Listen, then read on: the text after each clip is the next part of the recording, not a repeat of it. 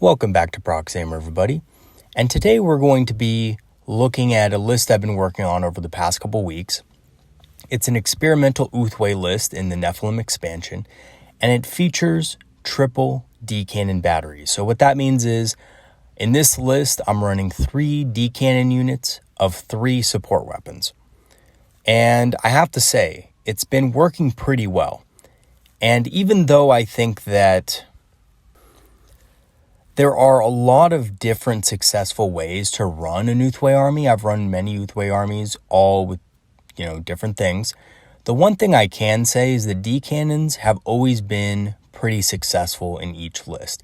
I used to run fire prisms in my Ulthwe lists, but I decided to try D-cannons instead because D-cannons have a little bit more damage than fire prisms, point for point, and they ignore line of sight, so they don't need things like vectored engines or matchless agility or fire and fade to remain safe throughout the game, which means it's a lot less of attacks on your command points, and also just as far as point value, because vectored engines do now cost about 20 points when it's all said and done to actually equip on your vehicles.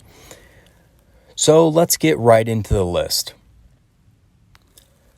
So what we're going to be doing in this video is we're going to be taking a look at the triple D-cannon Ulthwe list that I've been running since the changes in Nephilim. We're going to be dissecting the strengths and weaknesses of the list.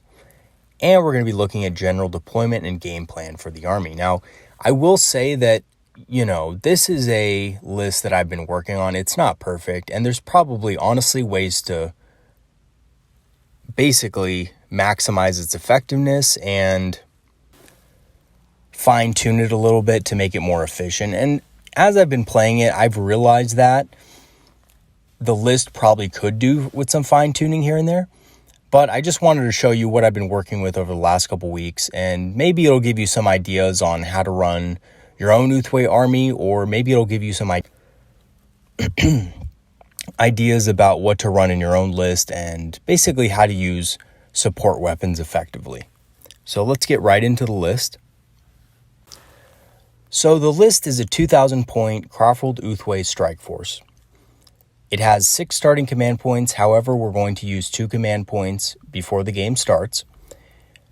We're going to use 1 on Webway Strike and 1 on Seer of the Shifting Vector. So that leaves 4 command points for Phantasm and the strategic reserves for the Warlocks and Windriders.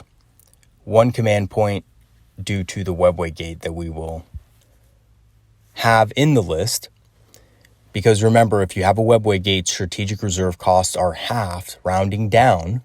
Yes, that's right, rounding down. So if you have, let's say, in between 2 and 3 command point expenditure for strategic reserves, that's going to round down to 2 and not round up to 3.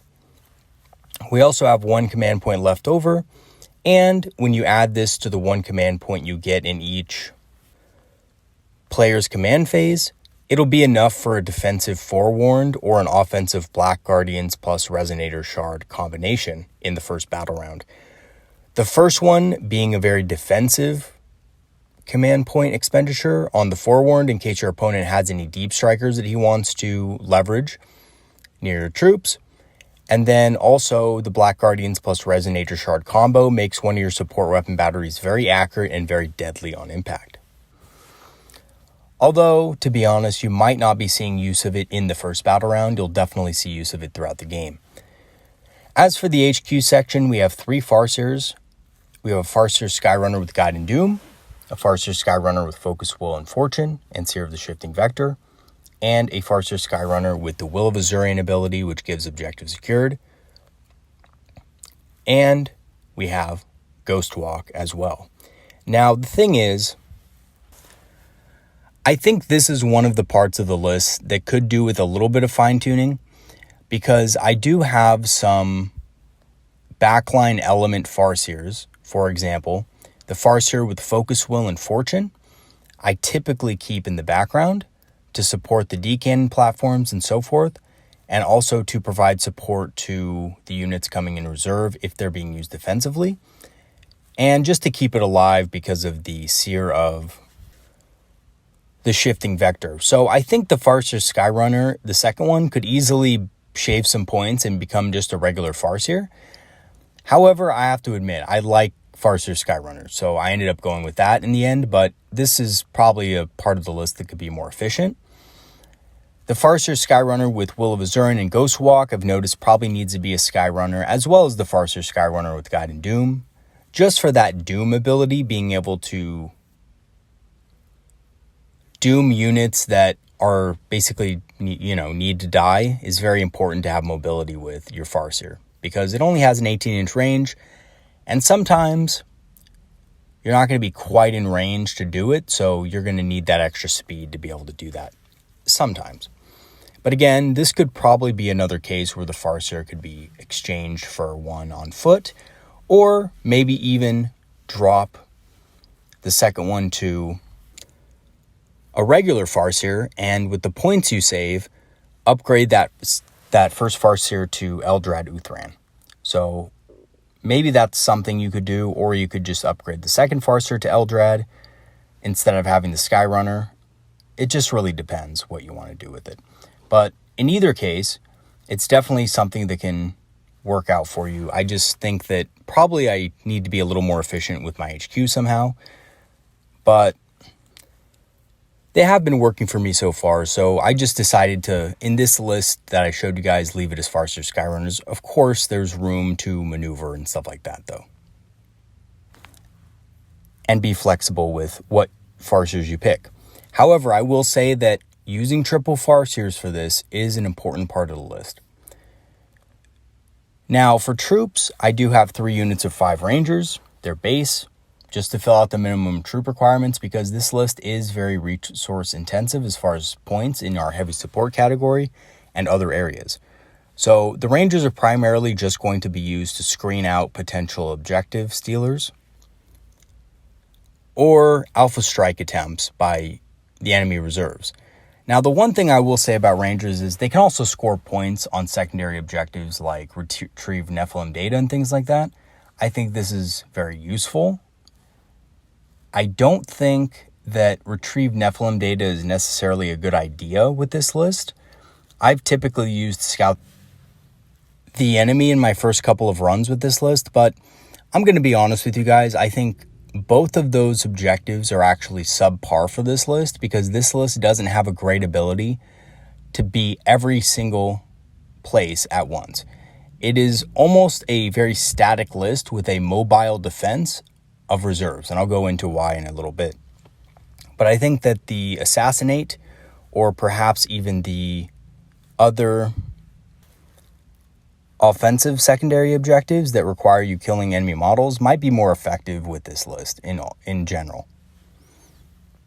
But Rangers can still act as good screening units, and they're still very good at denying enemies basically board space when they deep strike or when they advance deploy, and you do not want enemy units being able to charge you turn 1. You just don't want that. And there are armies out there who can actually do that too, so be careful.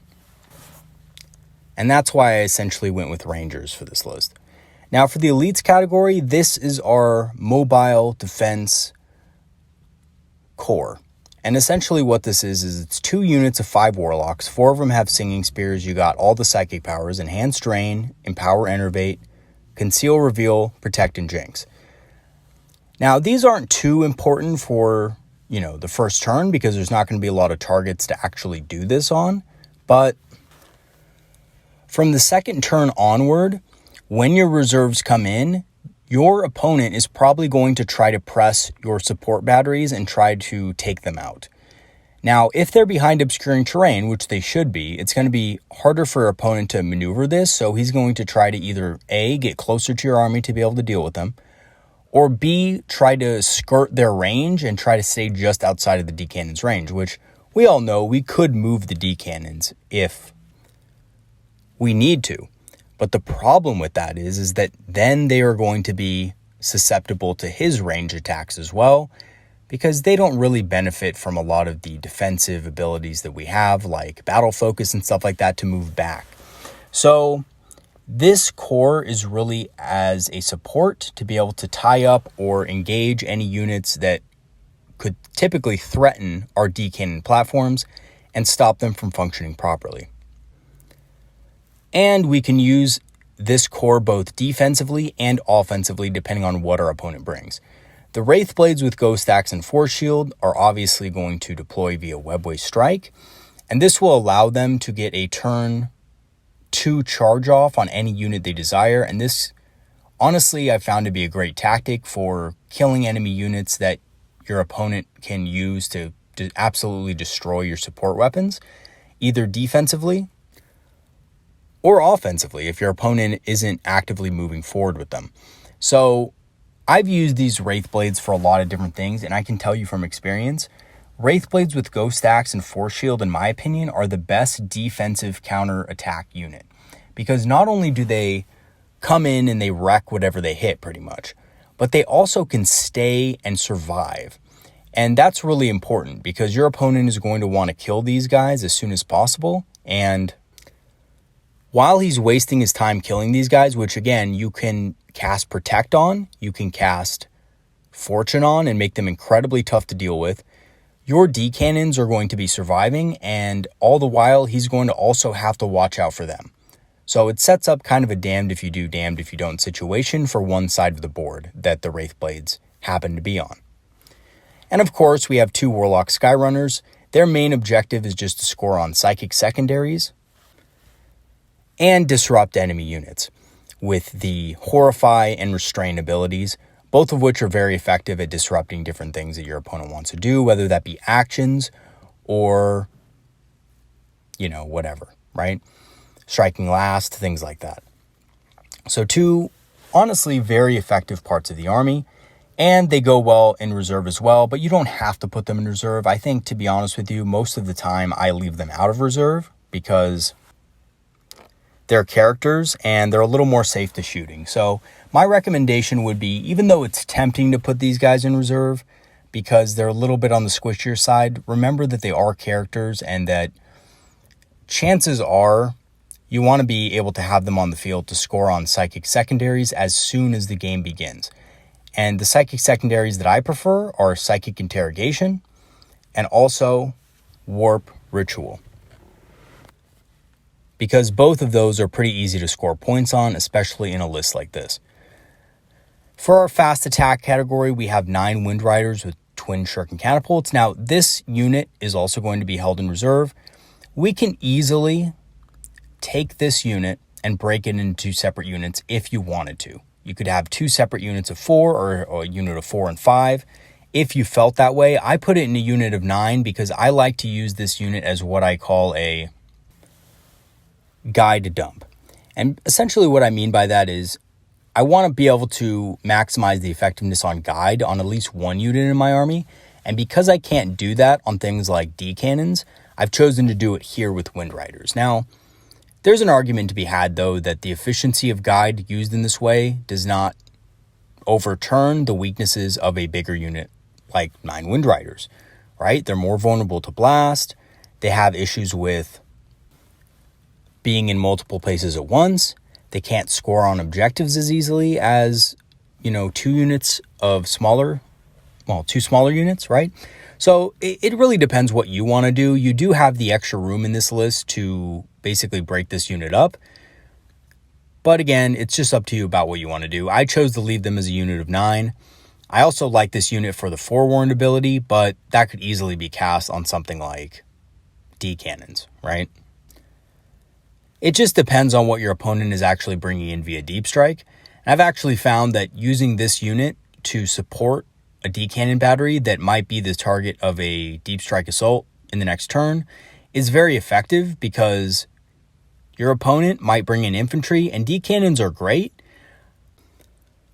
but they don't deal with a lot of infantry very well. And if your opponent is deep striking in something that has more than 5 models, typically D cannons aren't going to be able to kill the whole unit, whereas a unit of Wind Riders probably would be able to take out most of the unit if they're light infantry. Against heavier infantry or smaller units of 5, D cannons can probably just work just fine though. So the Wind Riders are a very effective unit that can act in defense, or can also be used to support the warlocks also coming in from reserve on the offense. Very effective unit, very great target for buffs, and they benefit greatly from debuffs like Jinx and Reveal and so forth when cracking hard targets like Space Marines and Ruins and things like that. Because remember, you do also want some components of your army that can be offensive. And the weakness of this list, I think, is that the D cannons, while very effective and can be put in range of objectives that your opponent needs to score on, and they can accumulate a lot of value in this way, I think the weakness is that some opponents might skirt their range if they're clever and try to get around your D cannons as much as possible. So you do need some other elements in your army that are able to do a lot of damage, and Wind Riders can do a lot of damage and are especially effective in Ulthwe lists because they also benefit from the Black Guardian stratagem, and they can use things like martial citizenry and things like that as well. Then we have our heavy support batteries. We have our 3 units of D cannons. Now this is where the mainstay of the stopping power of the list comes in. These guys are where it's at. The D cannons are exceptionally good at basically controlling the board, denying large areas of board to your opponents who do not want to get in range of them with, knowing the consequences of what happens when they do. And also, this is going to be your anti-tank component. So I've actually found this very useful against armies that utilize shorter range vehicles, assault type vehicles and stuff like that. Tyranids absolutely hate this list. And the reason why is because D cannons, believe it or not, are actually a little more efficient than fire prisms when dealing with monstrous creatures that have invul saves. Now, I know what you're thinking. Proxy Hammer, what do you mean? Linked fire ignores invulnerable saves. The reason why these guys are more efficient is because you have 3 of them for about the same cost as a fire prism. A fire prism will have 2 shots, and let's say that you have 2 fire prisms with linked fire, you're going to get 4 shots total, ignoring invul saves, right? Now the strength is very good, but the thing about the D cannons is that you have 6 of them, right? So 6 of them firing is about the same relative cost as 2 fire prisms with vectored engines. It's a little more expensive, but you are getting 12 shots instead of 4. And yes, the strength is a little less. You're not going to ignore the invul saves, but there is a chance for mortar wounds, which makes up for it a little bit. And to be honest, the damage is about the same. D cannons have D6 plus 2 damage, and fire prisms have 3d3. So on average, you're going to get about 5 to 6 wounds with each D cannon that goes through. And with the fire prism on average, you'll just get the 6. So to be honest with you, like I said, D cannons do more damage against those targets anyway than fire prisms can, just because they essentially almost double the amount of damage they can potentially do, in addition to doing mortal wounds. So they're actually a tiny bit more efficient than fire prisms. Now, the weakness, of course, of the D cannon is that it has short range and probably can't hit an enemy Hive Tyrant or Harpy turn 1. That is a problem, unfortunately. But with the nerfs to Harpies and the nerf to the heavy Venom cannons that the Harpies had, I've actually found that a lot of Tyranid players have been switching to heavy Stranglethorn to save points. And the heavy Stranglethorn cannon is nowhere near as good at dealing with things like support weapons and things in cover. So again, it could do some serious damage to your stuff, but it's not going to be as big of a problem as it was before. Heavy Venom cannons were absolutely insane at dealing with things like support weapons and tanks and stuff like that. And Stranglethorn cannons just don't have the same punch against those big targets, but they're still pretty effective. So you do have to be careful against that as well. So just keep that in mind. And worst comes to worst, remember, you do have the ability to use Phantasm to either deploy your support weapons away from the opponent's Harpies, or just right back in strategic reserve. You can always come in on the board edge and still be able to shoot. You will be vulnerable for a turn, but you could always move to the positions you need to move to. These guys aren't completely immobile. They do have the ability to move, so I wouldn't worry about that too much. So essentially, again, this is the bread and butter of the list. You have 3 huge batteries of D cannons that do insane damage against anything that gets within 24 inches. And the key to this is being able to set up your D cannons within range of middle objectives on the board so that your opponent is going to be afraid to leave units on them without fear of retaliation.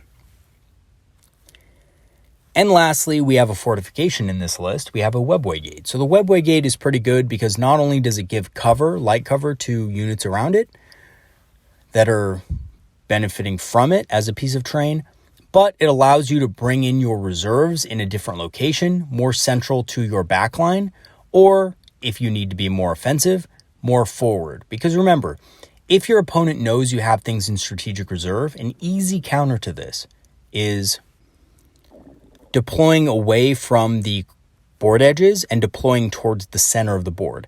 Now, if your opponent deploys towards the center more and leaves the board edges clear, that gives you, honestly, to be honest with you, an even better chance with the webway gate because you can place the webway gate in the middle of the board, close to your stuff, but not too close. And then, if your opponent tries to rush you, you have options to be able to come in defensively. The webway gate also, again, reduces command costs for units in reserve, so this is very helpful for saving those few command points in the beginning of the game. And something that I also want to mention about the webway gate that's very cool. Not only does the webway gate have command points and things like this, but like I said, it does act as a piece of terrain, and it does give your army the inspiring trait within 6 inches. And most of you might say, well, that's not very useful, is it? But the thing is it gives you the ability to combine that with the hidden path secondary objective.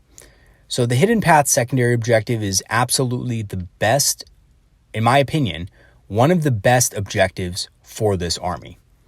Because you, for the most part, are going to be trying to stay back with most of your army, your D cannons, and use area denial tactics to stop your opponents from scoring on objectives every turn, right?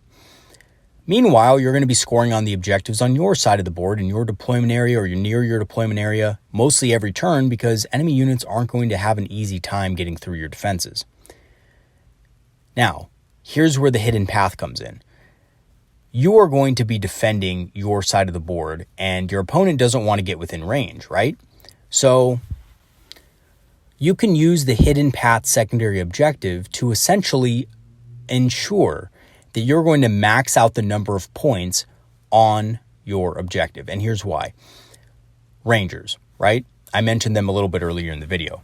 Now, the cool thing about Rangers is they have bonuses for cover. So with a Ranger unit, you basically get a 3+ cover save from being behind the webway gate. Now, the reason why this is cool is because when you combine this with the inspiring ability, it's going to be very hard for your opponent to actually kill every single Ranger that's on that objective in one go, right? He's going to need to basically spend a lot of firepower going towards that unit of Rangers. And guess what?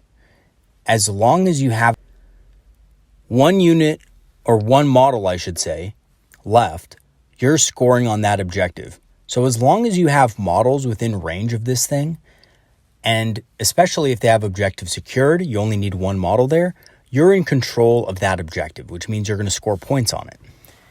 Now, again, by the end of the game, there's 5 turns in a game, right? So each turn you score that battle round number worth of victory points. And to be honest with you, you could use a lot of models for this. In fact, you could use your Warlocks for this. You could use, in a pinch, I guess, you could use your Wind Riders for this.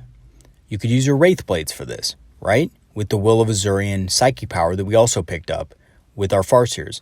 So the webway gate is a very good way of scoring 15 secondary objective points fairly easily. And it's a good way of maxing out your points in that way because you don't have to score on every single turn, but you will max out your points if you manage to do that. it will regardless give you a lot of points, even if you can score just on 3 turns, turn 3, 4, and 5, right?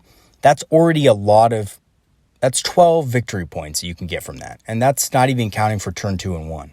So really great addition to the army, not only for the hidden path secondary objective, but also for the amount of versatility it can offer your reserve forces as well. And so what are the best secondary objectives for this army? The hidden path is absolutely the best in my opinion. Basically, because we have a webway gate, this makes this objective very easy to score on for the points that I mentioned. Warp Ritual and Psychic Interrogation are also very effective because you have a large number of Psychers in the list, and they make use of both of these secondaries, and they can be very lucrative. Psychic Interrogation is very good. It also gives you command points back, and Warp Ritual is a very easy one to score 12 points on as well, because you have units of Warlocks that can basically jump back and forth with the quick and psychic power. Now, this is a trick that I learned from a subscriber, actually. So, quick shout out to that subscriber that I learned this trick from. But it's a very clever thing. Basically, what you do is you take one of your Warlock Skyrunners and you run up to the middle of the board within 6 inches or whatever so that you can do your Warp Ritual Psychic action. Then you use another Warlock that has the Quicken ability to basically pull that Warlock that was in the middle of the field back behind terrain, so back into safety, essentially. And because Warlock Skyrunners have a very big movement, 16 inches is more than enough to get you behind line of sight blocking terrain again, and you can use this up to 3 times to be able to max out your points on it. And because they're characters, you can easily bring them back into range of your support weapons so that they can't be shot at and so that they benefit from the Lookout Sir special rule. So Warp Ritual, I think, is probably the best one for this list, but Psychic Interrogation is a very close second as well because it is very easy to score on.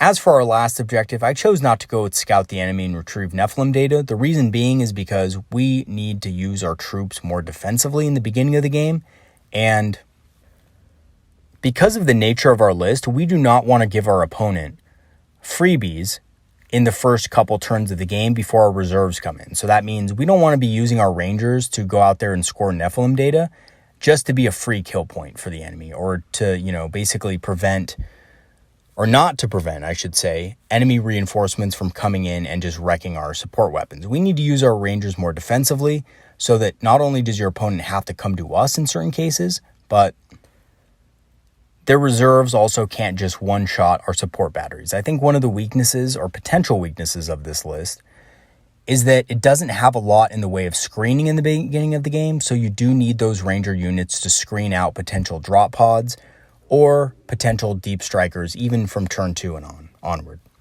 So I've chosen usually the assassination or grind them down traits, basically. And it just really depends what your opponent brings. Right? So if he brings something like a lot of vehicles, the bring it down objective is very good. It just depends, again, what your opponent brings to the battle, and you have to choose your third objective based on what your opponent brings, right? Like assassination is good if your opponent has 3 or more characters, but if your opponent doesn't have 3 or more characters, you might not want to pick it up, right? Same with grind them down. If your opponent has a lot more units than you do, then it's great. But if your opponent's running something like an Imperial Knight Army or something like that, you're never going to get use out of this ability, so you might as well not even bring it. So it really just, again, depends on what your opponent brings for that third objective. So here are the strengths of this list. So I think this list has a lot of strengths, right? It's accurate and hard-hitting with the Black Guardian Stratagem, Martial Citizenry, and Resonator Shard. You can really rack up a lot of damage with the D-cannons of this list. It's very strong on the defensive, and it is strong on the offensive because of the reserves we use are very powerful in conjunction with each other and have a lot of synergy with each other. And again, Warlocks have a lot of synergy on the offensive with both Wraith Blades and Wind Rider jet bikes. So they're very effective in that way, and Warlocks aren't bad offensive units either. Even though they give out a lot of buffs and may not hit as hard as something like Howling Banshees, they do a lot of damage, and they can do a significant amount of mortal wounds if you need them to. And this list also has really good damage mitigation, as most of it will be out of line of sight. And the units that we do have are typically a little bit tougher than other Craftworlds, because remember, we are Ulthwe. We're taking Warlocks, which are a little bit tougher. We're taking Wraithguard. We're taking Windrider Jet Bikes with the Ulthwe traits, a 6-up invul save and a 5-up basically feel no pain against mortal wounds. So we have decent damage mitigation against a lot of targets, at least more so than our Craftworld cousins of the Biel-Tan and the Samhain or custom Craftworlds like Hail of Doom lists and stuff like that. We do have quite a bit more resilience than those armies. However, this list does have weaknesses. Now, the one thing that I noticed pretty quickly when I was playing was that D-cannons are not fire prisms in the fact that they do not have the range that a fire prism has. A fire prism can hit an enemy unit from across the board. D-cannons cannot do this. You basically need to find a way to lure your opponent into you. So you might not always get the best target selection, but oftentimes as the game goes on, your opponent is going to need to make plays for your bigger units. And what that usually means is he's going to have to move behind and out of line of sight blocking terrain and engage with you. So even though these guys don't get the best targets within the first couple of turns, they tend to get better targets as the game goes on. This list also relies on reserves, which can often be screened out and countered if you are not careful. So basically, one of the problems I found with this list is against armies that have a lot of infantry units that can easily screen for you, it can be hard to bring in your Wraithblades and Warlocks and be able to hit the targets that you want to hit. The one issue that I've had is actually, believe it or not, again, Imperial Guard with this list, because Imperial Guard easily outrange and they have a lot of great indirect fire weapon platforms like the Basilisk and like the Wyvern that can just absolutely rip through some of your units. And your options for dealing with those types of units can be limited if your opponent screens out your army correctly. Now, there are a few ways to get around this. I've actually found that using things like the Warlocks with Singing Spears to be able to bring in from Strategic Reserve on the side of the board can very easily hit things like Wyverns in the flanks, which is why one of the reasons why I took Singing Spears, because they're a little bit better against tanks. They're not that great against them, but when combined with other things, they can be fairly effective. But again, it's harder to do, and this list does have a weakness against armies with a lot of cheap and expendable screening units. And this brings me to my third point. It's weak against Horde-style armies. It doesn't have a lot of hitting power against things like Orcs and Imperial Guard that run a lot of infantry, just because a lot of our weapons are meant for dealing with heavier targets. So this is where I think the list can probably be fine-tuned a little bit. Maybe take out one of the D-cannon platforms and replace it with something that can deal a lot more damage to light infantry. For example, replacing it with a second Windrider unit could be very effective, possibly. It just really depends on what your plan is going into the battle. I think having 2 Windrider units and 2 D-cannon support batteries is more than enough in most cases to be able to deal with Horde-style armies. 2 Windrider units will absolutely shred through things like Orc Boy squads and Imperial Guard infantry units. So it's a balance, right? And I think that this army, should be fine-tuned a little bit. I think that triple D cannon is very effective, but maybe, just maybe, it's a little bit too much overkill and it weakens your matchups against other types of lists. Like, again, Imperial Guard or Orcs or other Horde-style armies.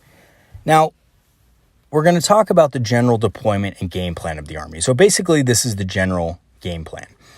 To deploy your support weapons behind line-of-sight blocking or obscuring terrain, and make sure the weapons are in range of the middle objective, so within 24 inches, preferably. Then you're going to deploy your webway gate in a position that is near your D-cannon batteries, so that units that come in from reserve can support if needed. So your units that come in reserve can either be used to support your attacked D cannons. So if your D cannons are being attacked, the Wind Riders and the Warlocks can come in to support.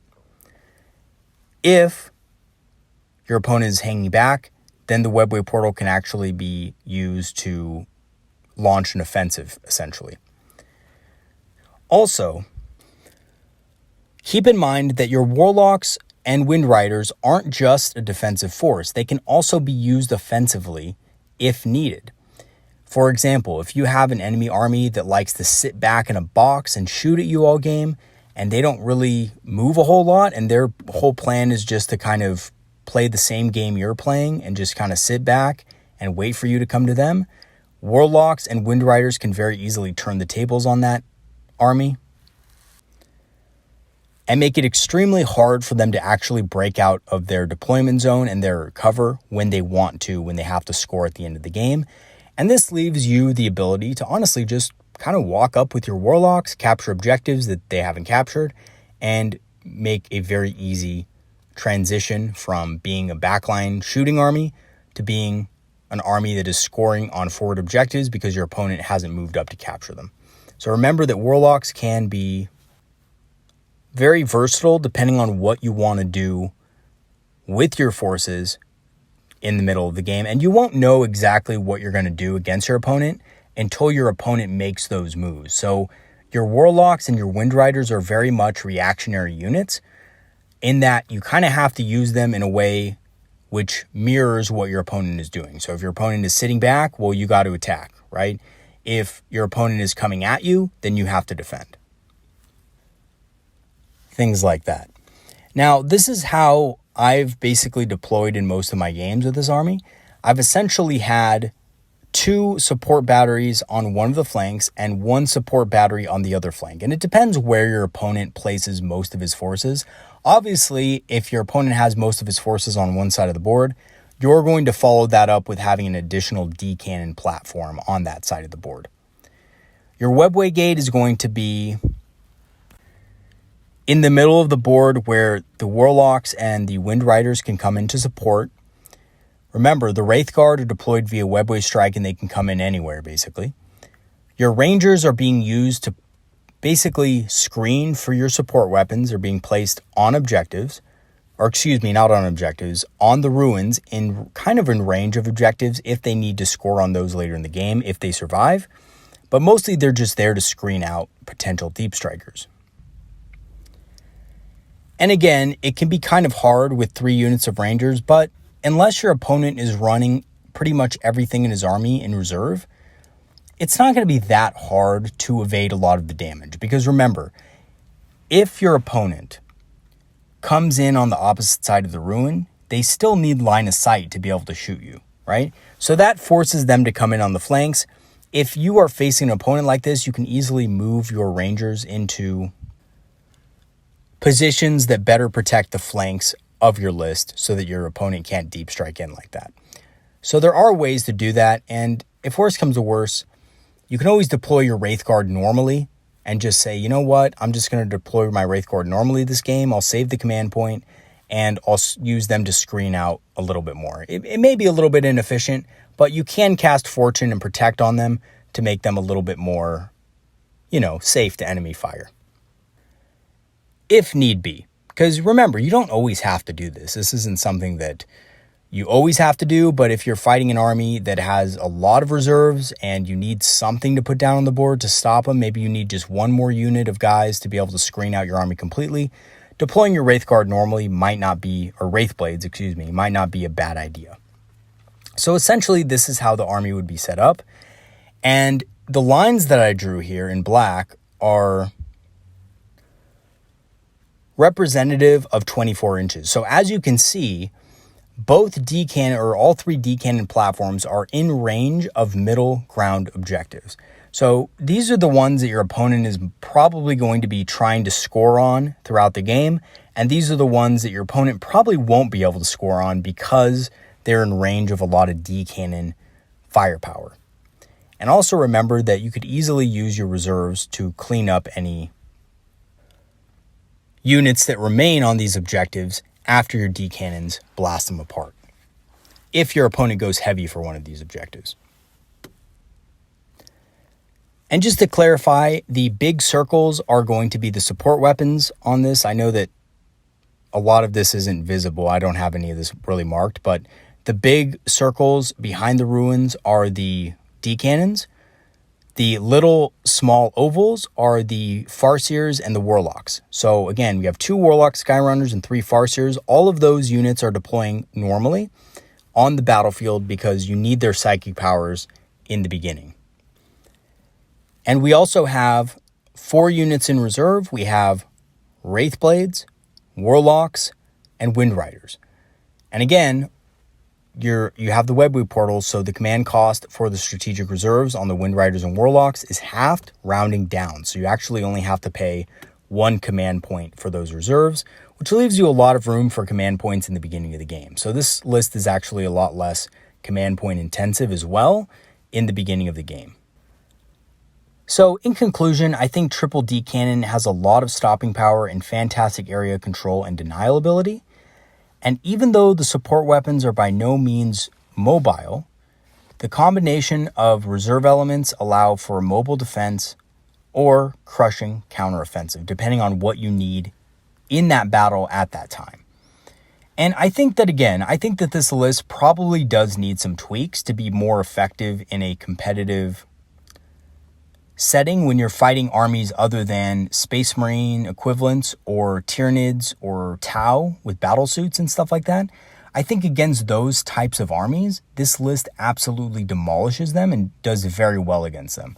However, I think against armies like Orcs, Imperial Guard, and other Horde-style armies, this list can be less than effective against those types of armies. So I think this does need some fine-tuning, and honestly, dropping one of the support platforms for a second unit of Wind Riders could be a very easy solution to this. I haven't done this change myself, but I think it could be a very effective way of making this list a little bit more general purpose and a little bit more competitive in tournament settings and stuff like that. Because 2 D cannon platforms, or 2 D cannon batteries, I should say, of 3 platforms each, is very effective at denying large areas of the board. And maybe you don't need 3. Maybe 3 is a little bit overkill, and maybe you just need 2 platforms instead. But either way, even though this might not be the most efficient competitive list, I think that the idea and theory behind how this list should work and how you score your victory points throughout your game is a pretty sound strategy and theory.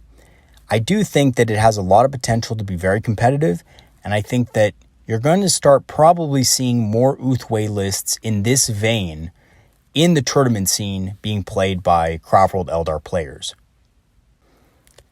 And the reason why is because this list is just really efficient, and I think D cannons are really obviously the stars of this list because they just have so much efficiency in dealing with heavy targets that want to get within range of objectives and things like that. And again, like I said, fire prisms are very good platforms, but they simply don't do the amount of damage that D cannons can potentially do if they find their range.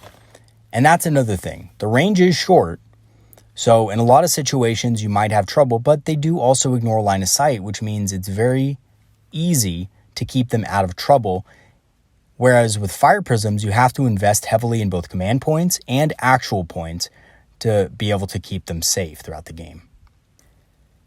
And again, I love fire prisms. I absolutely love them. I think they're very effective in a lot of different lists. However, I think that in an Ulthwe style list like this, with the right strategy and theory behind what you want to do in the game, D cannons in this type of list are a little bit more effective than fire prisms would be. All right, everybody, leave a comment in the comment section and tell me what you think. If you have some ideas or additional input to add on how to make this list better, let me know. And also, leave a general comment if you want, just to, basically talk about your opinions. I would love to hear you guys' input on anything Ulthwe related or anything Eldar related. So let me know. I'm working on a couple of other lists like this. Let me know if you like this style of video where I look at a list and dissect the list for its strengths and weaknesses and give it to you in that kind of format. Let me know if that's actually helpful for you guys. And I'll start to make more of these types of videos because, to be honest with you guys, I use a lot of different lists. So I'd be more than happy to share some of them with you guys. As long as you keep in mind that some of them are a little bit bonkers and they might not be absolutely the greatest. But we can definitely talk about their weaknesses as well and what they could do better. All right, everybody. Have a good one. I'll see you guys next time. Peace out. See you later.